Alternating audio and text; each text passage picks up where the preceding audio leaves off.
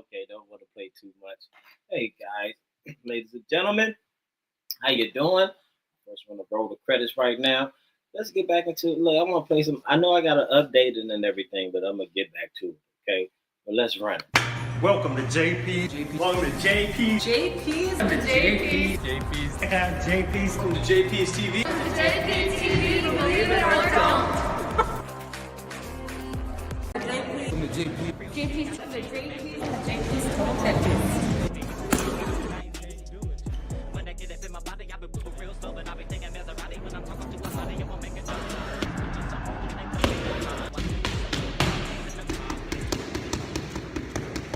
That's why I'm coming every week, man. It's worth it. It's all worth it.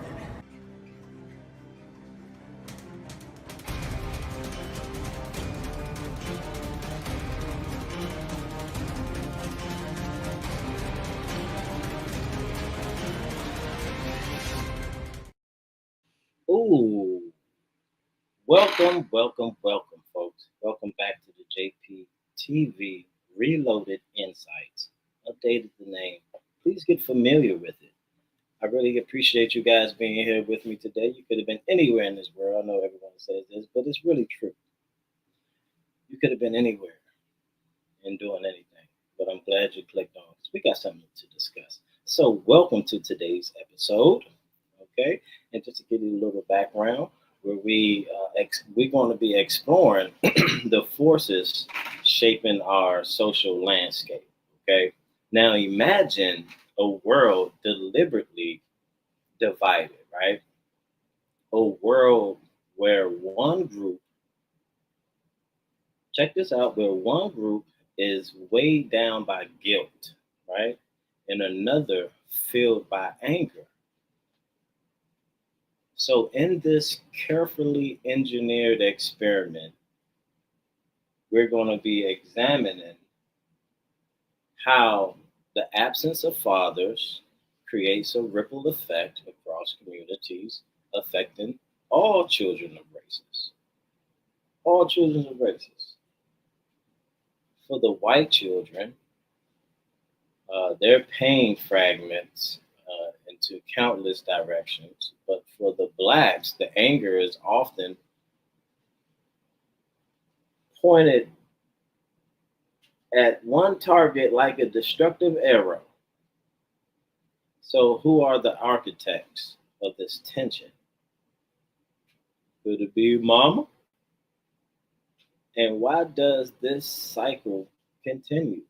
So join us in a great conversation. I'm going to be rolling a couple of videos. I have a couple of videos to roll. And we're going to pick through it. There was a young guy, about 20 years old, from Washington, D.C. His name was Karon Brown. And a lot of people are upset at the white cops. So let's break it down. Let's just go through the video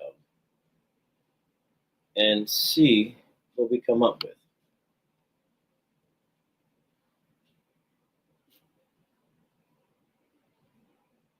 And folks, thank you again for coming. I really appreciate it.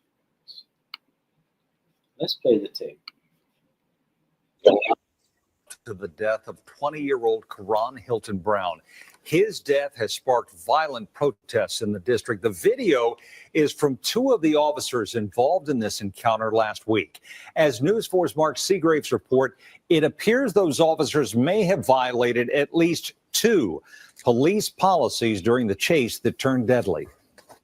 This is the body-worn camera video released by police today. It shows the end of the pursuit when Karon Hilton Brown, driving the scooter, collides with a passenger car as he comes out of an alley. Hilton Brown was not wearing a helmet. He died of his injuries. As the officers exit their car, you can hear one of them call Karon by name.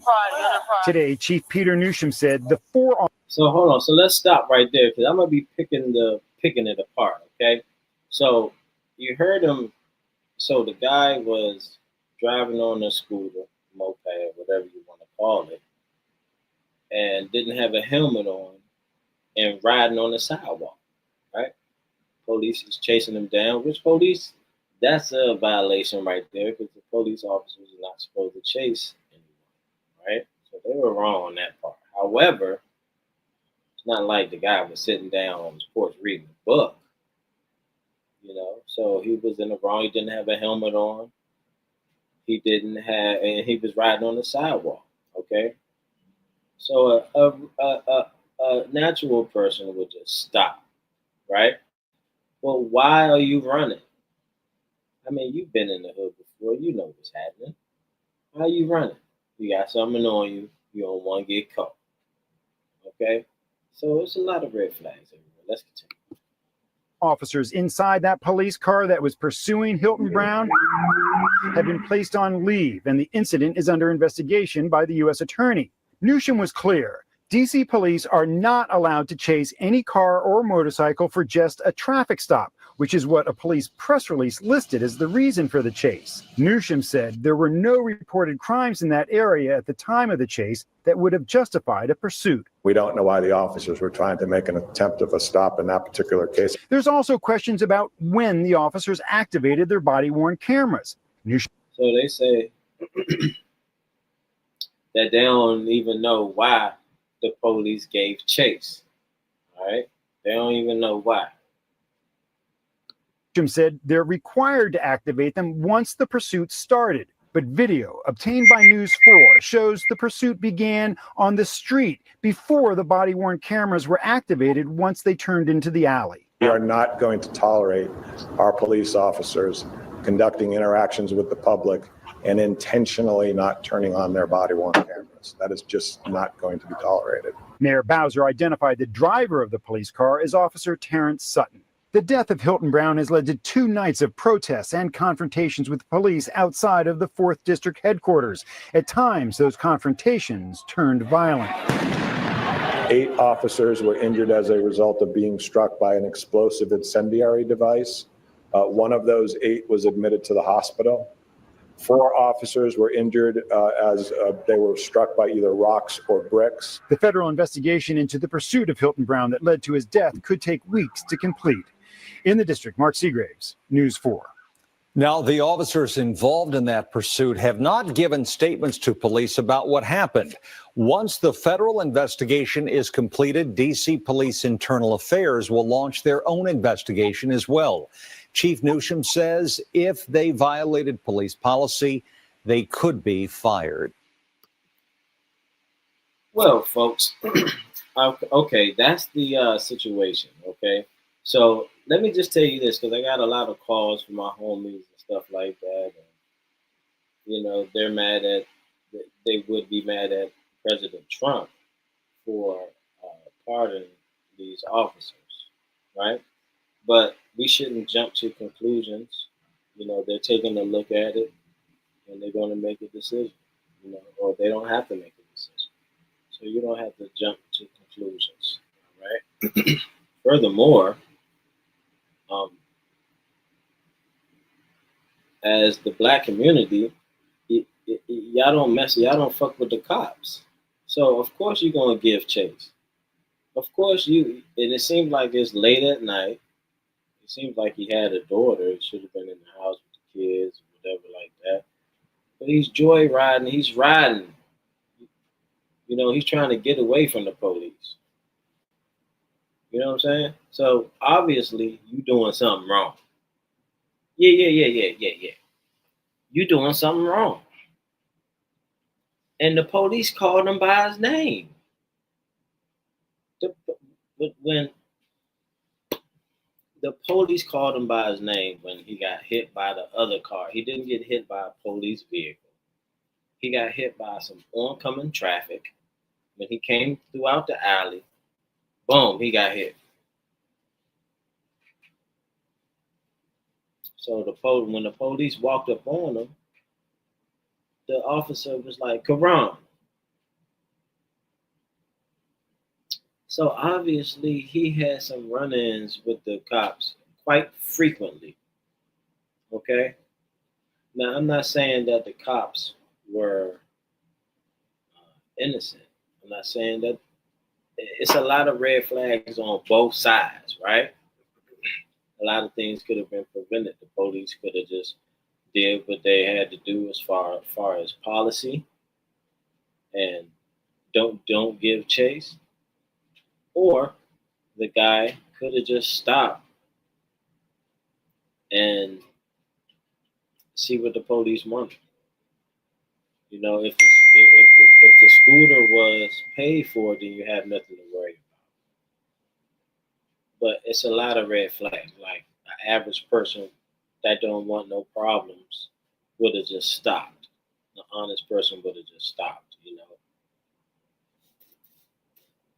and the police probably didn't have nothing to do. They wanted to fuck around and do something. You know, it's a lot of things. You never know what someone is going through.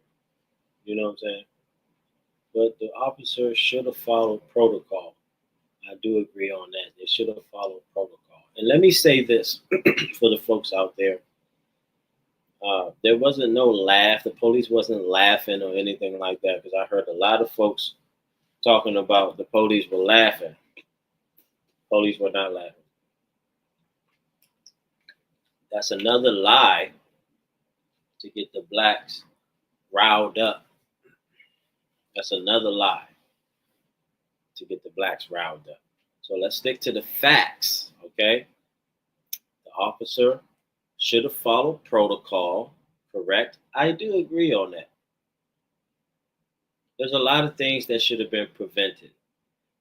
So, like I said, folks, it's a battle between good and evil, right and wrong. You know, if you're right, stay right. If you're wrong, you have something coming back to you. Just put it like that. Folks, look, I appreciate you coming here. Just a short video. I wanted to just express my feelings and express and give my opinion on what was happening.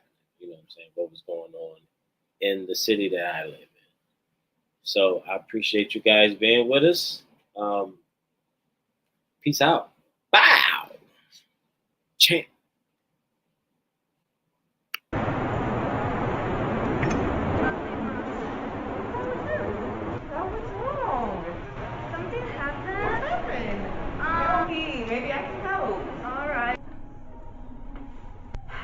So don't tell anybody. It's Jimmy. Our sex life sucks.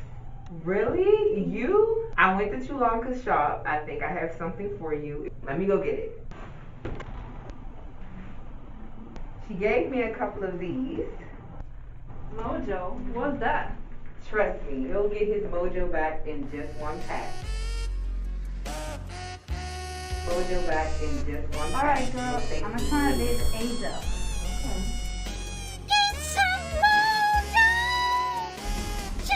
The battle between good and evil. The sharks below will bite. Stay